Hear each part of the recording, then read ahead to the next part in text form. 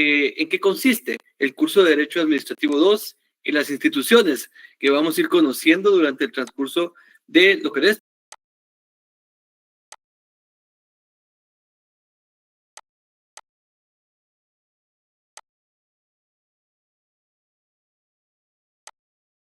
este semestre? Pues vean, mis amigos, Derecho Administrativo 2 es un curso orgánico, por así decirlo. Nos alejamos de derecho administrativo, nos alejamos ya de definiciones, de principios, de fuentes, de qué son los órganos administrativos, de sus elementos, ¿verdad? De lo que es el servicio civil, etcétera. Cuestiones que son meramente teóricas del derecho administrativo, que es lo que vimos en Derecho Administrativo 1. En Derecho Administrativo 2 nos vamos a la práctica, nos vamos a ver ya un poco más lo que son las instituciones encargadas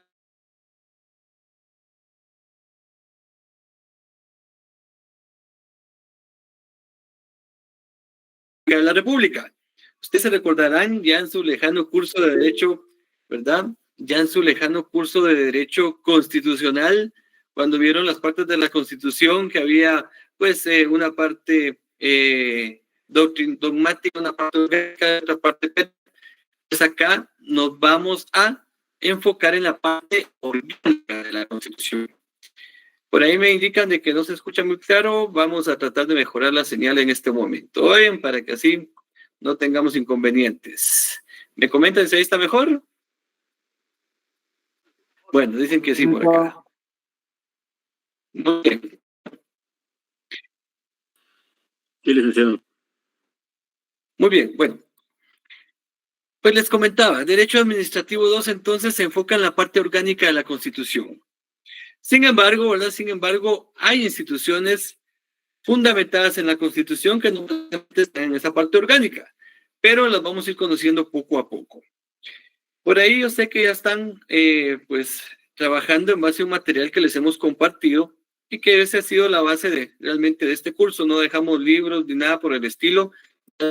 Todo se basa fundamentalmente en el material. No es que el material sea todo el curso, pero nos ayuda a tener una guía de cómo vamos a desarrollar conforme el curso. Cuando empezamos a platicar de derecho administrativo, de derecho administrativo 2 principalmente, me siguen comentando que no se escucha. Denme un segundo entonces, permítame. Vamos a conectarnos a otro dispositivo porque así ya mejoramos eso. Permítame un minuto. Me escucho como robot, dicen. Bueno, vamos a ver ahorita. Vamos a ver ahorita.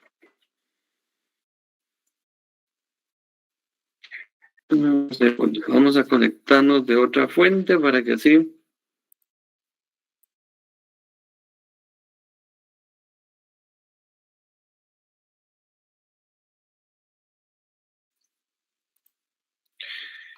Muy bien. ¿Me comentan si ahí se escucha mejor? Excelente, excelente. Buenas tardes. Me gusta saludarlo. Muy bien. Bueno, digamos entonces, mis amigos. Bueno, les comentaba que básicamente el curso agarramos como guía el material. Y ahorita vamos a compartir por ahí para que todos sepamos de qué estamos hablando precisamente. Bueno, pues el material básicamente es una guía del curso de Derecho Administrativo 2. Pero hay cuestiones que es necesario repasar. Por ejemplo, ¿qué es la administración pública? La administración pública, como lo notamos nosotros en el material, pues es la serie de actividades que el Estado realiza con el objeto de prestar servicios públicos. Y la razón de que se presten servicios públicos es alcanzar el bien común. Ahora bien, es necesario que nosotros tengamos claro la diferencia entre Estado, gobierno y administración pública, porque suelen confundirse esas instituciones o esas definiciones. Pero una forma muy clara de entender qué es cada una de estas instituciones es imaginándolo de la siguiente manera. El Estado, hagamos de cuenta que es un carrito ¿Qué es un carro? ¿Qué es un vehículo? El gobierno es el piloto de ese vehículo. Y la administración pública es todo lo que hace ese piloto para poder manejar el vehículo. De esa manera comprendemos muy bien qué es Estado, qué es gobierno y qué es administración pública. No nos hagamos bolas, no nos vayamos a definiciones más profundas. Estado es el vehículo, gobierno es el piloto y administración pública lo que hace el piloto para poder conducir el vehículo. Si ustedes tienen claro eso, no van a volver a confundir esos términos. Ni Estado, ni gobierno, ni administración pública. Porque no es lo mismo. Y es necesario que lo tengamos claro. Yo sé que ahorita se quedaron ustedes, o muchos de ustedes se quedaron así como, qué fácil lo explico ahorita, pero créanme que yo sé que a veces nos hacen un poquito de bolas en los cursos anteriores, ¿verdad? Pero es para que lo vayamos comprendiendo. Pues bueno, entonces mis amigos, acá sí ya nos vamos a enfocar un poco en lo que es la administración pública. Y que ya tenemos claro, pues, que es la serie de actividades que realiza el Estado con el objeto de prestar servicios públicos. ¿Logran visualizar el material ahí en la pantalla? Solo confírmenme, por favor. Sí. Excelente, muy bien. Bueno, la administración pública tiene un límite, tiene un marco jurídico. Y el marco jurídico se refiere al conjunto de leyes que le ponen ese límite a la administración pública. Hagamos de cuenta que la administración pública es como una especie de terreno y nosotros necesitamos circularlo, cercarlo. Esa circulación, ese cerco es el ámbito jurídico, es el límite que tiene la administración pública. Y que básicamente, ¿verdad? Nos volvemos a volcar a cursos anteriores en donde nos enseñaron, ¿verdad?, la jerarquía de las leyes. Hay normas constitucionales, normas ordinarias, normas reglamentarias y normas individualizadas. Pues cada una de ellas se refiere entonces a los límites que tiene la administración pública. Acá en el material nosotros lo basamos de la siguiente manera, ¿verdad?, que es el conjunto de leyes que desde la misma constitución política hasta las leyes individualizadas o resoluciones administrativas son parte, ¿verdad?, de lo que regulan la actividad de los órganos administrativos. Algo que hay que aclarar, mis amigos, que no sé si se los mencionaron a ustedes en Administrativo 1, es que acá no existe un código de derecho administrativo, como lo existe en penal o en laboral o en civil o incluso en notarial. Ustedes ahorita ya empezaron a ver notarial. No existe un código administrativo. La administración pública es tan grande, es tan compleja, que es muy difícil, ¿verdad?, que es muy difícil sintetizar toda esa serie de normativa específica de cada institución en un solo documento. Es muy complicado, por ende no existe un código como sí lo existe en algunas otras ramas del derecho. Si ustedes van a la librería y piden el código administrativo y no lo van a encontrar porque no existe. Entonces nos tenemos que ir a las normas ordinarias que dan vida a cada órgano administrativo. Ustedes se recordarán en el curso anterior también que para darle vida a un órgano administrativo es necesario realizarlo a través de una ley ordinaria, es decir, a través del Congreso de la República. Porque a través de la creación de la ley se le da vida al órgano administrativo, se establecen sus funciones, sus atribuciones, sus obligaciones, sus derechos. Todo eso se fundamenta en la ley que le da vida al órgano administrativo o a la institución, como se suele conocer. Por ello es de que es muy complejo, ¿verdad? Es muy complejo estandarizar las normas para un mismo sistema. Acá nosotros ahorita, si ustedes se dan cuenta, estamos hablando del ámbito jurídico en general, es decir, de todas las normas. Pero conforme vayamos avanzando en el curso, vamos a ir viendo algunas normas específicas de cada institución. Algo importante también, mis amigos, que hay que mencionar en este tema de Derecho Administrativo 2, es que tenemos que volver a repasar el punto del sistema de gobierno, pero específicamente el sistema de gobierno en nuestro país.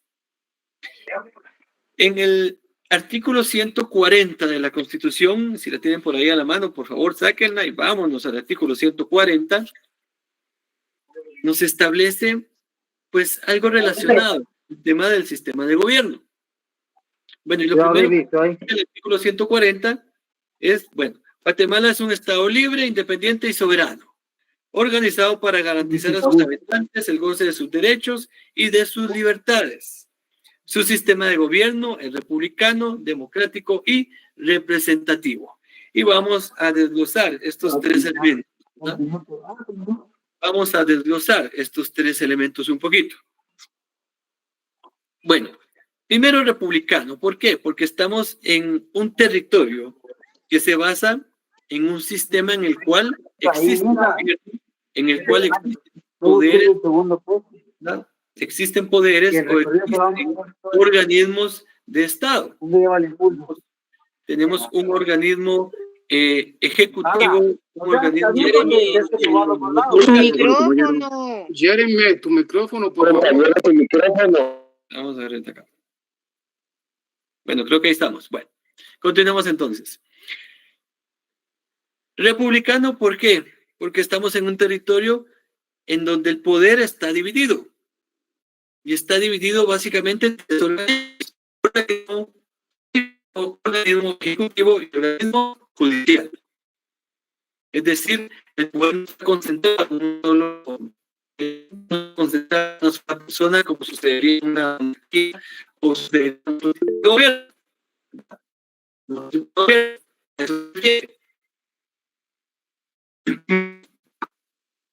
Esta forma de gobierno republicano se basa en la Constitución de la ley, ¿verdad? Licenciado, disculpe, qué pena. Después de que empezó a explicar de por qué era republicano, no se le entendió. Cortado, Liz, disculpe. Liz, disculpa, no se escucha. Cortado. ¿Se escucha mejor? No, Liz, no se escucha. Mejor el texto. Debería de probar que si está mala la señal, apagar su cámara, licenciado, tal vez se escucha mejor. Ahorita vamos a ver. Bueno, vamos a hacer varios trucos acá. ¿Escuchó, licenciado? Muy bien, déjenme un momento, pues. ¿Ahí me escucha mejor? Sí, Sí. Bueno, sigamos entonces.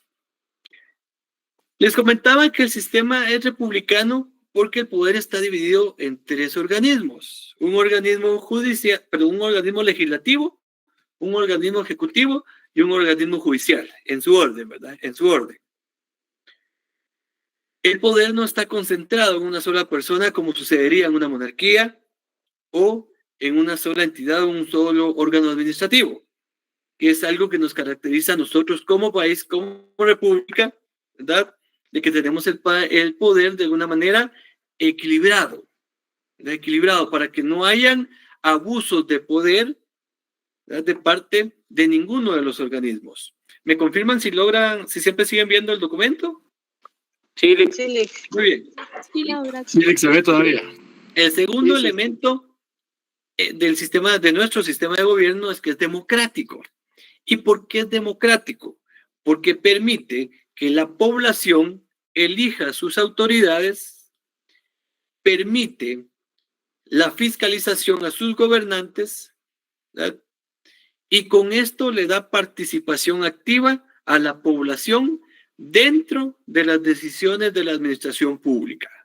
A eso se refiere ese elemento democrático. No es solo ir a votar y elegir, no. Es tener una participación, es poder tener herramientas nosotros como ciudadanos de poder en cierto momento fiscalizar o por lo menos preguntarle o cuestionarle a la autoridad qué está haciendo con nuestros recursos. Y el tercer elemento, que es el representativo, se refiere a que la población, a que los ciudadanos delegan su representación como ciudadanos en la administración pública a un grupo de personas. En el caso nuestro, nosotros delegamos nuestra representación principalmente en los diputados al Congreso de la República, pero también la delegamos en el caso de las corporaciones municipales y en el caso también de presidente y vicepresidente de la República. Así es como nosotros delegamos nuestra representación. No imagínense ustedes qué relajo sería que los 17 millones de personas o más que somos en Guatemala podríamos participar, opinar, tomar decisiones, o sea, no se avanzaría, ¿verdad ustedes? Si con lo complejo que es ya el sistema cuesta, imagínense que los 17 millones de personas tuviéramos esa participación. Es muy complejo. Por eso es que se delega la representación. A eso se refiere este elemento de representativo. ¿Alguna duda que tengan hasta el momento? Porque si vamos repasando. Cuéntenme. Todo claro, Lick. Todo claro, Lick. Muy bien. Continuamos entonces, mis amigos. Cuando empezamos ya a platicar de instituciones o de órganos administrativos, es necesario que nosotros iniciemos este conocimiento, digamos, a partir de la administración centralizada. Ustedes se recuerdan de que existen 3 tipos de administraciones dentro de la administración pública. Está la centralizada, la descentralizada y la autónoma. Si ustedes me dicen, Lick, ¿de qué está hablando? Los vamos a apoyar también ahí con otro documento para que no vayan tan perdidos, ¿saben? Pero en teoría eso debieron verlo en Administrativo 1, pero yo sé que a veces no lo tocan y lo vamos a repasar también. Bueno, la administración centralizada es aquella que se basa en un solo elemento, es decir, que un solo órgano administrativo es el encargado de dirigir, de tomar decisiones, de orientar, de ejecutar. Y a pesar de que delega de cierta manera la ejecución de sus acciones, la decisión, el poder sigue concentrado en un mismo órgano administrativo, que es lo que sucede con el gobierno de la República. El gobierno de la República es el mejor ejemplo de administración centralizada, porque a pesar de que hay vicepresidente, que hay ministros, que hay secretarías, que hay direcciones, todo depende de la cabeza, que es el presidente de la República. Todo depende del presidente de la República. Me preguntan si compartir la presentación. Sí, se los vamos a compartir. Este es el material. Creo que por ahí anda circulando. No, pues se los vamos a volver a enviar. Ahí no se preocupen. Bueno, pues entonces vamos a empezar a hablar de la administración centralizada, específicamente del gobierno, e iniciamos con el órgano administrativo de mayor relevancia, que es la Presidencia de la República. Aquí hay que hacer una aclaración, mis amigos. Cuando hablamos de órgano administrativo, nos referimos a presidencia, al órgano administrativo, a la oficina, pues, por así decirlo. ¿Y quién ocupa la presidencia? Pues el presidente de la República, que es la figura o el funcionario público. Acá vamos a hacer referencia a la presidencia como tal. Bueno, pues la presidencia de la República es el órgano administrativo que, como bien lo refiere acá el material, ocupa la más alta cúspide dentro de la escala jerárquica de la administración centralizada guatemalteca. Es decir, que es el órgano administrativo que está hasta arriba de todos los órganos administrativos del gobierno de la República, de la administración centralizada. ¿Y quién es la autoridad máxima de la presidencia? Pues es el presidente de la República de Guatemala, o presidente constitucional de la República. Entonces, básicamente, ¿quién ocupa la presidencia? Pues es el presidente, porque es un órgano administrativo unitario, ¿verdad? No hay 2 presidentes, ¿verdad? Es solamente un presidente. Entonces, es necesario también que repasemos qué es el presidente. ¿Qué es el presidente? O cómo poder nosotros saber quiénes pueden optar a ser presidentes. Pues resulta ser, mis amigos, que esto nosotros lo encontramos regulado en la Constitución Política de la República, específicamente en el artículo 185. Vámonos entonces a la Constitución, al artículo 185. Pues vean, mis amigos, acá en el artículo 185 nos aparecen los requisitos para optar al cargo de presidente y vicepresidente de la República. Y ahorita les voy a explicar por qué son los mismos requisitos, pero primero vamos a verlos. Primero, ser guatemalteco de origen. Segundo, estar en el goce de sus derechos, es decir, no estar privado de su libertad o no haber sido inhabilitado en sus derechos civiles. Y tercero, ser mayor de 40 años. Ser mayor de 40 años. Importantísimo que marquen este artículo y que marquen los requisitos. Bueno, pero ¿por qué son los mismos requisitos para presidente y para vicepresidente de la República? Son los mismos requisitos porque el vicepresidente de la República, en ausencia definitiva o temporal del presidente, toma el lugar del presidente. Por ende, debe cumplir con los mismos requisitos. Si no, vamos a tener un presidente con unos requisitos y después, posiblemente por algún caso fortuito, el vicepresidente va a asumir la presidencia, pero sin cumplir los requisitos. Por eso es que son los mismos requisitos para presidente que para vicepresidente. Para presidente y vicepresidente.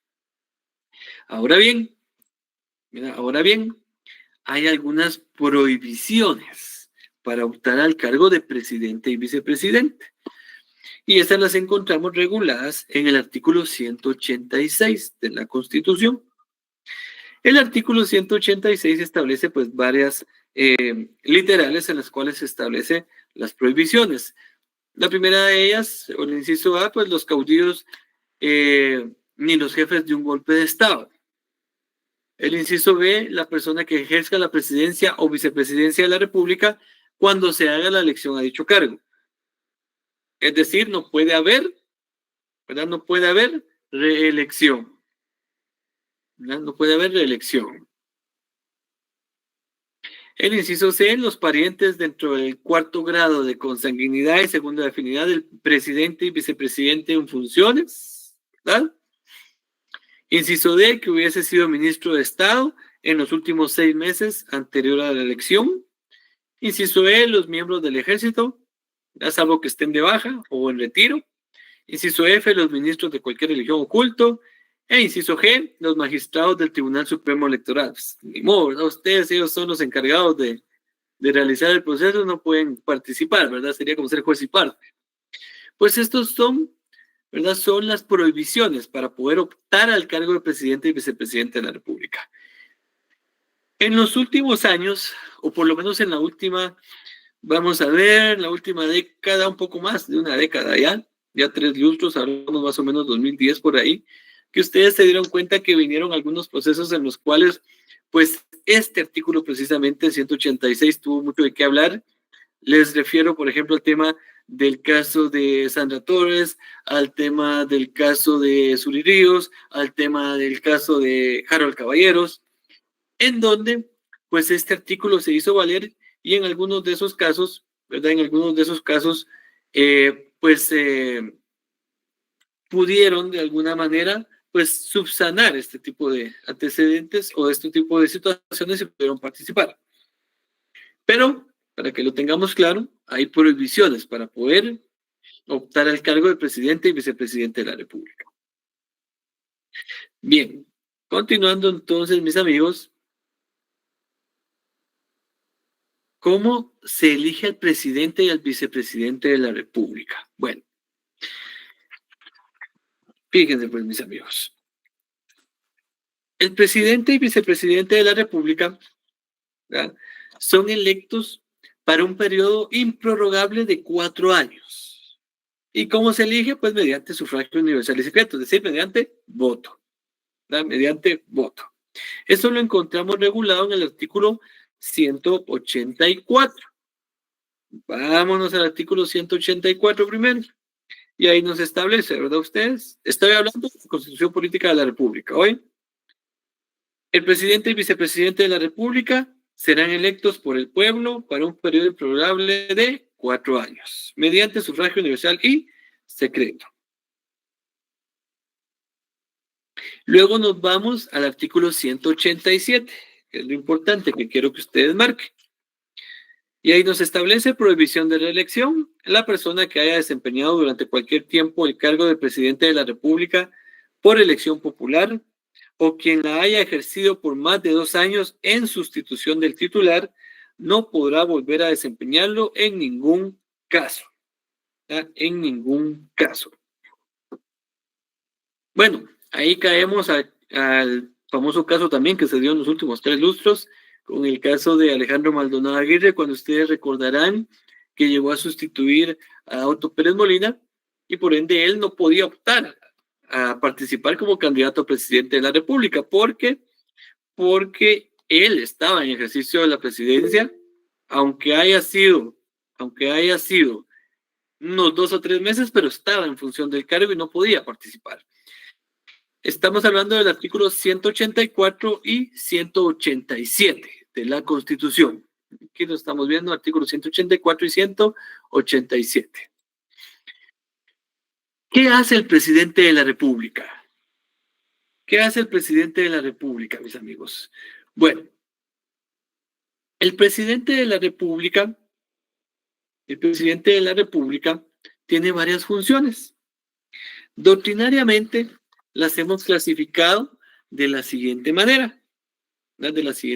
Todo lo que estoy hablando está en el material. Oye, no se vayan a preocupar por estar copiando. No, yo no dicto, ustedes. Ahí en el material está y así ustedes van ahí comparando. Funciones del presidente de la República. Bueno, la primera función es una función política. ¿Por qué una función política? Pues es el jefe de Estado. Es el que está llamado a platicar o a hablar con todos los sectores, a dialogar con todos los actores políticos, sociales, etcétera, para lograr consensos y de esa manera, pues avanzar en el desarrollo de nuestras políticas de nuestro propio país. Esa es la función política del jefe de Estado, ¿verdad? Del jefe de Estado. Dialogar con todos los sectores, tratar de generar consensos entre todos los sectores. Tiene una segunda función que es la función ejecutiva o administrativa. ¿Por qué tiene una función ejecutiva o administrativa? Porque ejerce las funciones del organismo ejecutivo, es decir, es el que administra los recursos públicos. Ejecuta acciones. A eso se refiere esa función ejecutiva o administrativa. Tiene también una función diplomática. ¿Por qué una función diplomática? Porque representa la unidad nacional.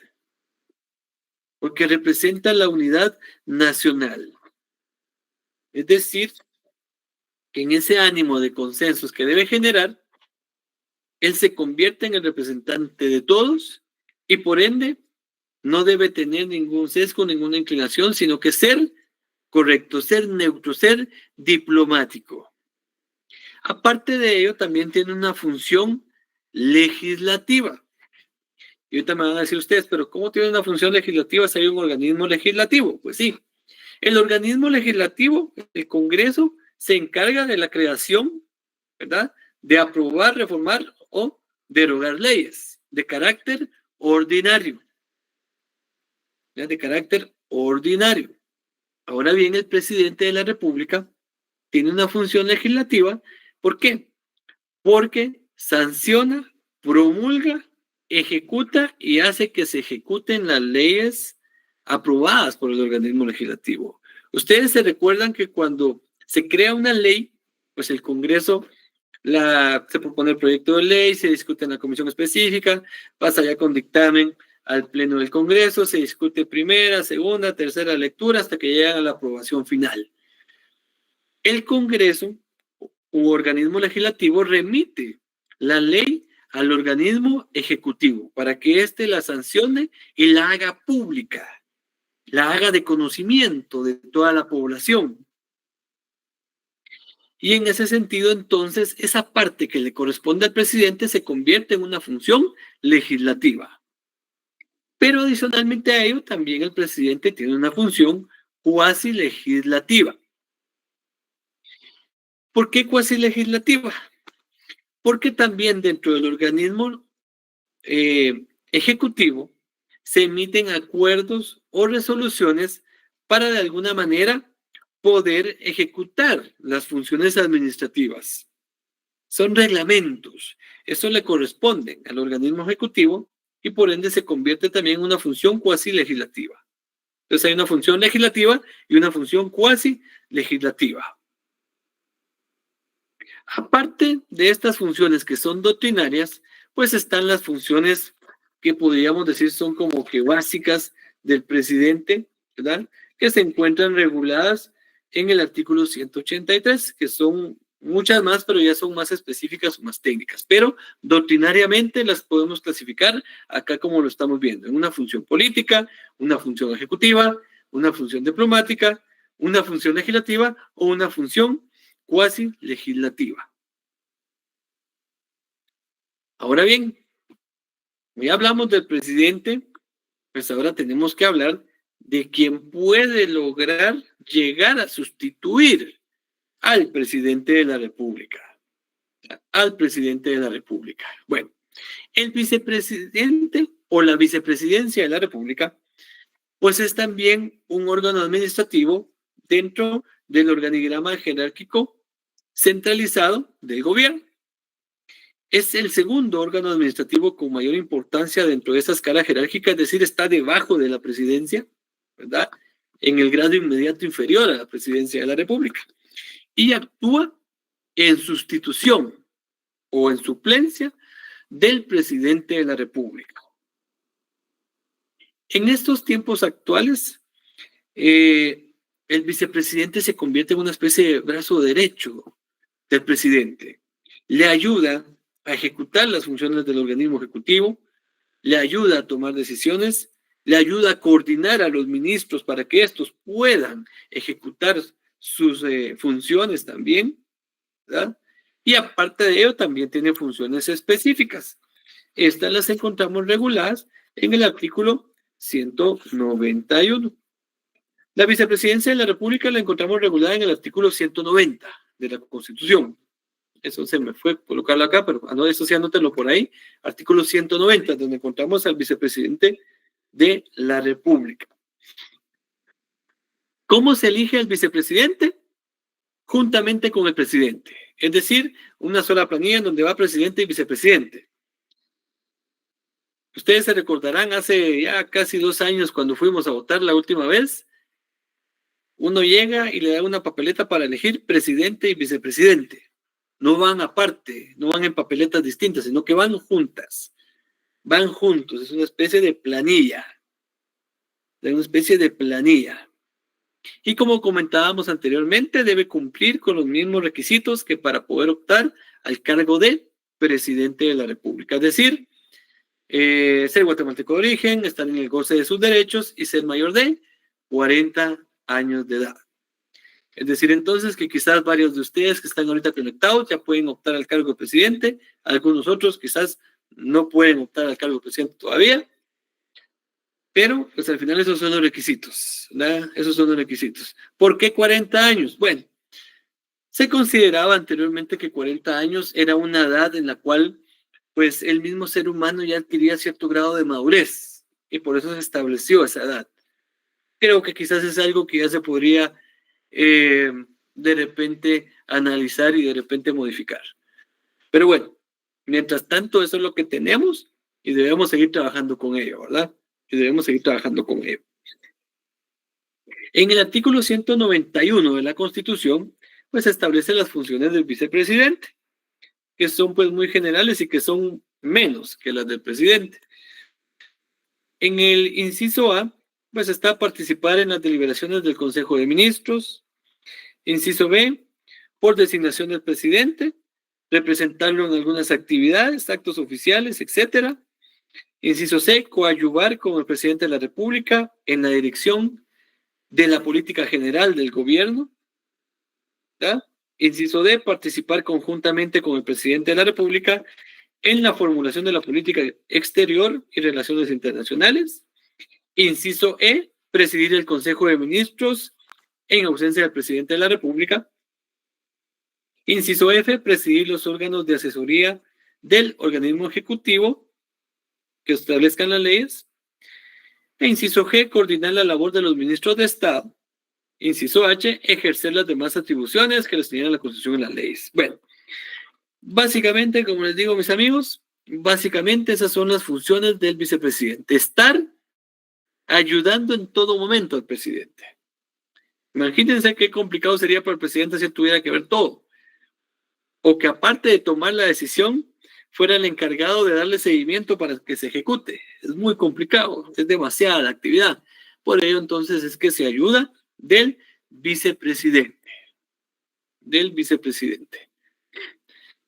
Tenemos unos minutos, vamos a platicar un poquito acerca de una vez de, vamos a ver cómo estamos acá. Bueno, creo que estamos bien. Bueno, ¿dudas o preguntas hasta el momento, mis amigos? Cuéntenme.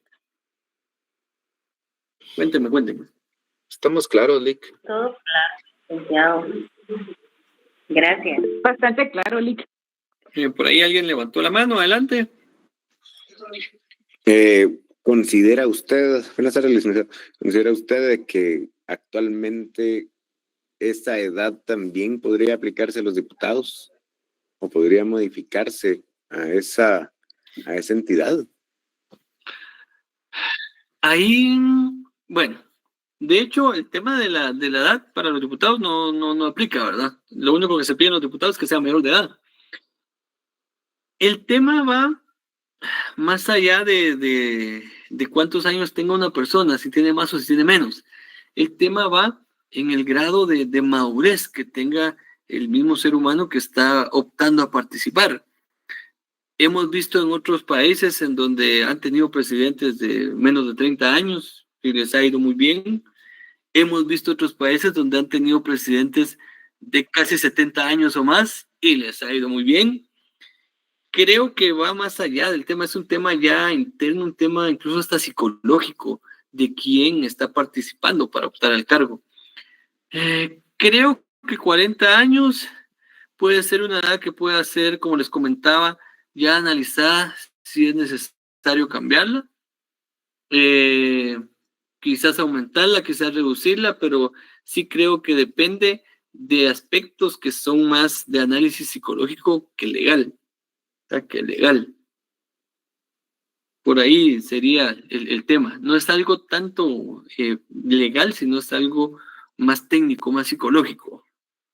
Porque no podemos medir el grado de madurez de una persona conforme a la edad. Va a depender de muchos otros factores. Yo, si ustedes me lo preguntan, yo creo que sería más viable hacer ya análisis psicológicos, estudios psicológicos de quienes están optando el cargo para saber si están las condiciones para poder hacerlo. Pero sería quizás volver más relajo el tema de la elección, ¿verdad? Sería más complejo. ¿Más dudas o más preguntas, mis amigos? ¿Más dudas o más preguntas? Cuéntenme. ¿Todo está claro? Licenciado, perdone, le saluda Eric. Con respecto a sus evaluaciones, ¿cómo las estructura o cómo es su forma de evaluar, licenciado? Perdone. Fíjense que pues es variado. A veces hay casos, a veces hay selección múltiple. No sé todavía cómo lo vamos a hacer para la próxima semana, pero lo que sí es cierto es de que siempre tratamos de ir viendo la manera de poderlos apoyar. Con el transcurso del semestre ustedes se van a ir dando cuenta que vamos a realizar algunas actividades quizás muy sencillas, a veces a algún laboratorio, alguna preguntita que les vamos a dejar por ahí en claro, etcétera, pero créanme que eso es como el afán de que ustedes tengan ahí una especie de bolsoncito para que en algún momento, si es necesario, pues tengamos nosotros ahí la chance de poderlos apoyar, ¿eh? Y que no se preocupen, que siempre tratamos de apoyarlos, siempre. Gracias, Lick. ¿Más dudas, mis amigos, o más preguntas? Licenciado, buenas noches. Adelante. Con una curiosidad más que todo, ¿verdad? ¿Qué se podría hacer en ese caso de aumentar los años para un presidente? O sea, de gobernar. Así como lo hace México, que es un sexenio, son 6 años. Uh-huh. Pues lo que habría que hacer primero es modificar la Constitución, reformar la Constitución. Yo les soy honesto, 4 años no son suficientes para una buena administración. Exacto, 6, eso es a lo que vamos. 6 son adecuados. De hecho, originalmente la idea era que fuera de 6 años, pero ya cuando se dieron esos estiras y encoges para implementar la Constitución, etcétera, de hecho el tema del serranazo también que terminó de afectar, se fijó en 4 años. Para mí es poco tiempo, creo que 6 años es un tiempo adecuado, pero lamentablemente tendríamos que ir al tema de reforma constitucional, que es un tema que a todo mundo le da miedo, porque lamentablemente no tenemos la madurez política en nuestros funcionarios para poder realizar una reforma constitucional. Se vienen trabajando reformas constitucionales desde hace como 15 años o más de 15 años, y no hay manera de que avancen, porque tocar la Constitución a veces le da miedo a muchos sectores. Le da miedo a muchos sectores, y hay que decirlo claramente. El sector que principalmente le da miedo, pues es el sector económico. Es el sector económico. Entonces, para reformar el tiempo de ejercicio de la presidencia y vicepresidencia, pues es necesario, sí, irse a la reforma constitucional. Que para mí creo que sí es necesario hacerlo en algunos aspectos. Nuestra constitución es muy bonita, es muy completa, pero hay algunos aspectos que sí es necesario elevarlos, porque la vida moderna de la administración ya lo hace necesario. Otros países, por ejemplo, Europa, que es quizás nuestro mayor referente, especialmente Francia, que es, digamos, donde nació el tema de derecho administrativo, etcétera, pues ya han avanzado en otra especie de figuras y las han plasmado incluso desde cartas, etcétera, como la Carta de Niza o cuestiones similares, figuras legales similares, y las han ido plasmando dentro de su constitución. Creo que el tema de la modernización de la administración sí debe ser un tema objeto de análisis para ya generar ciertas reformas. ¿Alguna otra duda, mis amigos? Pregunta. Disculpe, lo respectivo a tiempo de gobierno no es pétreo. Perdón, Jafet. A todo lo relativo para del tiempo de gobierno, licenciado, eso no son artículos pétreos. Artículo Petro, el sistema de... Vamos a ver, sistema de gobierno. No, ese no es Petro. Petro es, vamos a ver, no, perdón, sí es Petro el tiempo de gobierno. Pero, como les digo, o sea, al final todo es reformable a través de una Asamblea Nacional Constituyente. Porque aquí hablamos, digamos, cuando hablamos ahorita de reforma constitucional, nos referimos al sistema ordinario de reforma constitucional, que vaya al Congreso de la República, que haya una discusión, que después vaya a la Corte de Constitucionalidad, que hayan dictámenes, etcétera. Pero si se convoca una Asamblea Nacional Constituyente, ahí se puede modificar todo, que sería lo ideal. Que sería lo ideal. Pero es un poco complejo ese tema ahorita, porque no hay voluntad política, que es de lo que más se requiere. Bien, mis amigos, ¿más dudas? ¿Más preguntas? Bueno, entonces, mis amigos, vamos a dejarlo por esta tarde, noche por acá. Yo les doy tiempo ahí para que se tomen su cafecito y un su panito, y nos vemos el próximo jueves. ¿Oyen? Gracias, Lick. Feliz noche.